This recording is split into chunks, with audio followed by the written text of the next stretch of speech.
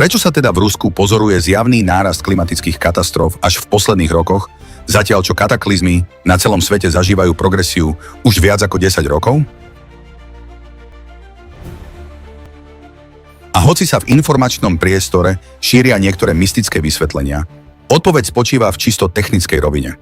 Týmto inžinierským riešením na zmiernenie katastrof je experimentálne zariadenie vytvorené interdisciplinárnou vedeckou skupinou ALLATRA. 10 rokov, od roku 2013 do roku 2023, mala jeho práca stabilizujúci účinok, predovšetkým v Rusku a krajinách východnej Európy. Ovplyvňovaním procesov v atmosfére a hydrosfére potlačovalo zosilňovanie vetrov, búrok a anomálnych zrážok. Zároveň počet extrémnych udalostí v Rusku rástol citeľne pomalšie, a to aj napriek tomu, že na Sibíri teplota stúpla 2,5 až 3-krát rýchlejšie, ako je celosvetový priemer, v dôsledku aktivity sibírskeho magmatického chochola. Zariadenie bolo umiestnené práve tu, na ruskom území, nie z politických dôvodov alebo osobných preferencií, ale kvôli vysokej geodynamickej hrozbe, ktorú predstavuje tento chochol, ktorý by v prípade prerazenia mohol zničiť všetok život na planéte.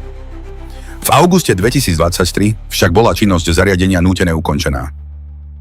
Takmer ihneď potom bol v Rusku a vo viacerých východoeurópskych krajinách zaznamenaný prudký nárast počtu a sily klimatických katastrof. A tento trend sa ďalej zintenzívňuje. Jeden z vedcov vedeckého tímu ALLATRA, doktor Egon Cholakian, verejne odpovedal na otázky, prečo bola prevádzka tohto zariadenia zastavená, na akých fyzikálnych princípoch bolo založené a vďaka komu bolo možné jeho vytvorenie.